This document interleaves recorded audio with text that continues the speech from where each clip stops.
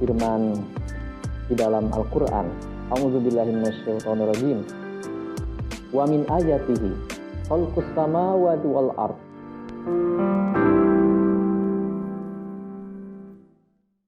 Bismillahirrahmanirrahim. Assalamualaikum warahmatullahi wabarakatuh.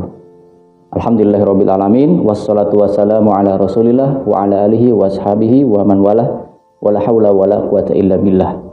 Sahabat Fikrul Muslim TV rahmati Allah Subhanahu wa taala, ketika perang Qadisiyah, yakni perang yang dilakukan oleh kaum muslimin ketika hendak memfutuhat Persia. Pada saat itu kaum muslimin mengutus seorang sahabat bernama Rabi'i bin Amr At-Tamimi menghadap kepada panglima tentara Persia, yakni Rustum. Singkat cerita, ketika Rabi'i radhiyallahu anhu berhadapan dengan Rustum di dalam tendanya, kemudian Rustum ini bertanya, apa sebetulnya menjadi tujuan dari kaum muslimin ketika mereka memfutuhat negeri-negeri, termasuk hendak memfutuhat, hendak menaklukkan atau datang ke negeri Persia? Apa yang dijawab oleh Rabi'i bin Amr At-Tamimi? Beliau menjawab bahwa misi kami, tujuan kami, cita-cita kami adalah tahrirun nas min ibadatil ibad ila ibadatillahi wahdah. Tujuan kami adalah membebaskan manusia dari penghambaan sesama hamba, penghambaan sesama manusia dari manusia kepada manusia lainnya, menuju penghambaan kepada Allah semata. Sahabat Fikrul Muslim TV yang dirahmati Allah Subhanahu wa taala, kalimat ini mewakili misi agama Islam yang sebenarnya. Misi tauhid yang sebenarnya, yaitu memerdekakan manusia, membuat manusia merdeka dari penghambaan terhadap sesama manusia dan hanya menghamba kepada Allah Subhanahu wa taala saja.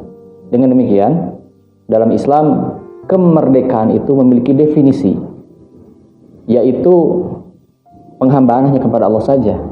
Ketika manusia masih ada penghambaan kepada sesama manusia, maka sesungguhnya kita belum merdeka. Sesungguhnya kita masih terjajah. Maka inilah yang disindir oleh Rasulullah SAW ketika menjelaskan tentang sebuah ayat yang difirmankan Allah Subhanahu wa taala di dalam surat At-Taubah. Ketika itu Allah Subhanahu wa taala berfirman, A'udzubillahi minasyaitonirrajim, ittakhadhu ahbarahum wa ruhbanahum arbaba min dunillah. Mereka, yakni kaum Nasrani, menjadikan para pendeta mereka, para rohib mereka sebagai Tuhan-Tuhan selain Allah.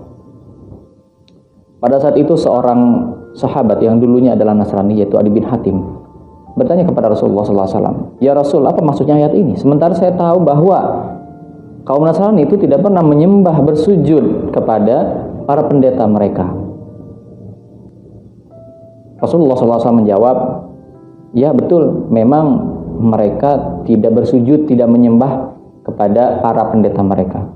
Tetapi para pendeta ini mengharamkan apa yang dihalalkan oleh Allah Subhanahu wa taala dan menghalalkan apa yang diharamkan oleh Allah Subhanahu wa taala, dan para pengikutnya mengikuti para pendeta ini. Dengan kata lain, mereka para pemuka agama ini mengubah hukum atau membuat hukum di luar daripada apa yang ditetapkan oleh Allah Subhanahu wa taala dan kemudian diikuti. Maka sikap mengikuti kepada hukum-hukum buatan akal dan hawa nafsu manusia tersebut, itulah yang kemudian disebut dengan penyembahan, ya, disebut dengan penuhanan, ya, menjadikan para pendeta itu sebagai Tuhan di sisi Allah. Maka ketika manusia masih dikungkung, dijajah, dibelenggu oleh hukum-hukum buatan manusia yang tidak lain adalah hukum yang berlandaskan hanya kepada akal dan hawa nafsu, sejatinya manusia masih terjajah, belum merdeka. Kita teriak merdeka dan merdeka, tetapi kita tidak tahu, kita tidak sadar bahwa sesungguhnya kita masih terjajah oleh hukum-hukum yang dibuat oleh akal manusia, dibuat oleh hawa nafsu manusia, yang mana hukum-hukum ini tentu jauh dari kata keadilan. Masih kemudian mengabdi kepada kepentingan-kepentingan orang-orang tertentu, kepentingan oligarki, kepentingan orang-orang yang memiliki modal, yang kemudian tidak lain hanya melahirkan penindasan kepada orang banyak. Inilah keterjajahannya sebenarnya. Memang kita sudah merdeka dari penjajahan militer, penjajahan fisik. Memang para penjajah itu tidak lagi ada di sekitar kita, tidak lagi memerintah kita. Tetapi kita sama sekali belum merdeka secara pemikiran, secara ekonomi. Bahkan secara politik pun sebetulnya kita masih di bawah kendali dari negara-negara adidaya yang kemudian dipimpin oleh orang-orang yang benci terhadap Islam dan kaum muslimin. Oleh karena itu, kita tidak boleh puas dengan slogan kemerdekaan yang selama ini kita dengar, yang selama ini diulang-ulang terus.